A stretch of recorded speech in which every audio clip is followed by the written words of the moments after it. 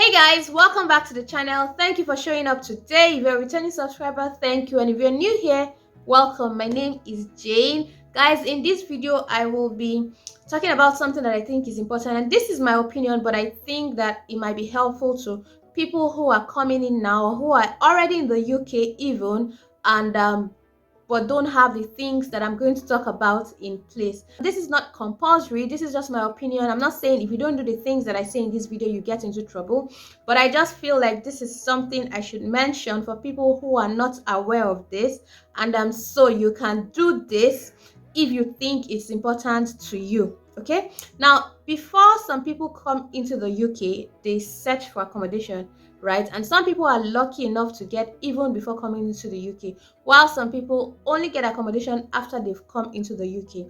Now, even people who finally get accommodation, sometimes they get these houses or these homes in different names. There are people who have some arrangements where they are not the ones that have their names on the documents. So some people have their friends get accommodation for them, maybe because of the requirements of the house. They have their friends details as the home owners, or not owners now, as the tenants, right? So you may not have, let's say, I'm coming into the UK, I want to live in the house, but I did not meet the requirements, and so I asked my friend to help me get the house or look for a house, and then she got it, and the landlord insisted that the person who is moving in should have a job, should do this, should do that, and she meets all the requirements. And then I go ahead and say to her, why don't you just get the house in your name, and I go sort you the payments, then you do the payments. Okay, so in that case, the name on that document is going to be her name, whereas it's my house, so I'll be the one living in the house, but she got the house for me and she used her details. This video is not to say is this right or wrong, but I know that there are some people that have this kind of arrangements. Okay, for various reasons, your name may not be the name on your document or your tenancy agreement, and I know this, right? But my advice to you is, if this is the arrangement that you have, or if this is your situation, especially if you have dependents, you might want to correct this in the long run.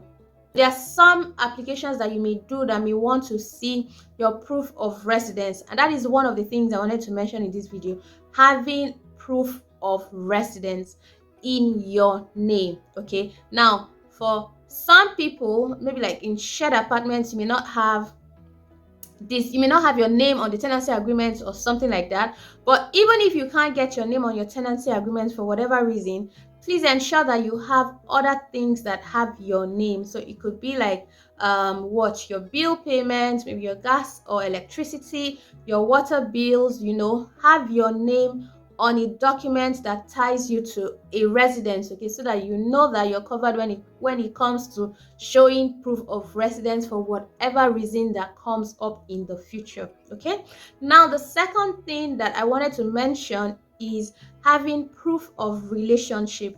This one is especially for people who have plans of applying for their visas together in the future. And the reason why I'm bringing this up is because recently I've seen some people who told me that they had NSF because they requested for, or NSF, which is your non-straightforward mail, requesting them to prove their relationship. So for majority of these people, I know like 3 cases now, and all 3 cases they applied separately. So the main applicant applied and then got the visa. When the partner wanted to join as a dependent on that visa, they asked them to show proof of relationship. And these are people that are already in the UK. So it's not as if they're applying from outside the UK. They're already in the UK trying to switch to their post-study work visa, and they have NSFs asking them for proof of relationship. This may not be difficult for a lot of people if you guys live together. Say you have both names on your tenancy agreement, you have pictures together, this will not be a problem.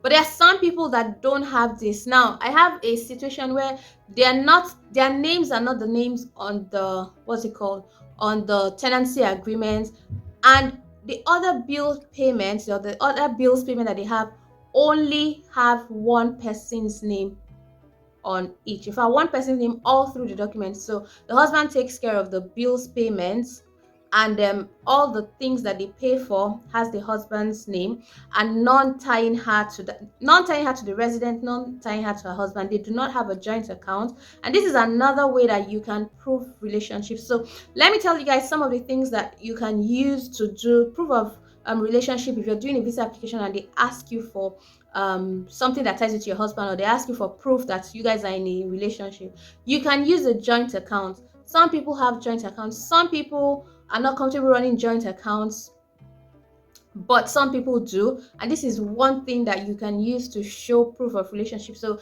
if that comes up and they're asking you for something like that, you're wondering what can I use, a joint account is something you can use. The tenancy agreement is another thing that you can use, because both names will be on the document, so they know that you guys live together. Okay, and this one is even easy. In fact, sometimes they ask you for a proof that you guys are living together. If that is how it is coined in the NSF, the tenancy agreement will take care of that. Okay, because they can see both names on the tenancy agreement, and that sorts it. Pictures are another thing that I tell people. See, when you're trying to prove relationship, whether you're applying from within the UK or outside the UK, right, this might not be a big deal to you if you're within the UK and you're doing your application together, right?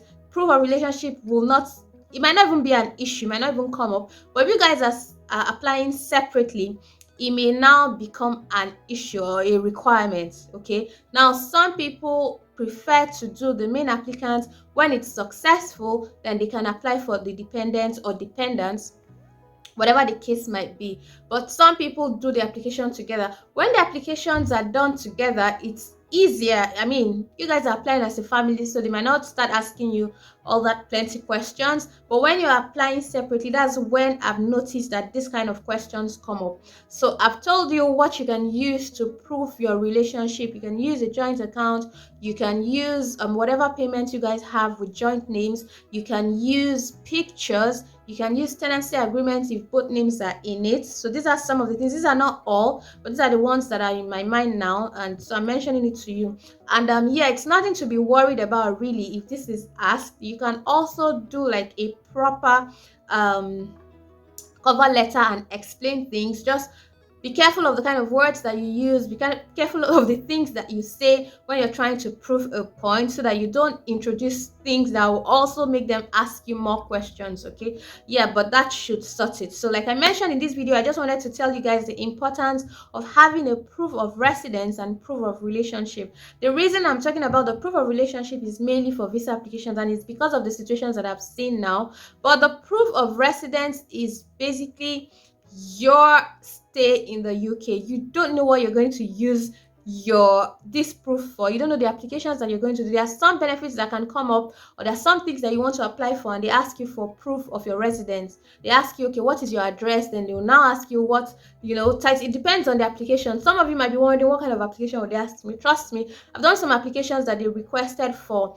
my proof of residence, and these are the kind of things that you can show. So I just submitted my tenancy agreement, or sometimes I just do like one of the accounts that have my name and stuff like that. So it's a no-brainer. It's anyone that is close to me, I just submit. Okay, so it's important that you have your proof of residence if you're in the UK. I know that some people don't have this already, which is why I'm mentioning this again. If you don't have this in place, it's not urgent, but it is important that over time you put this as one of the things that you need to take care of, just so you don't have future need for running around and looking for how you're going to correct this and all.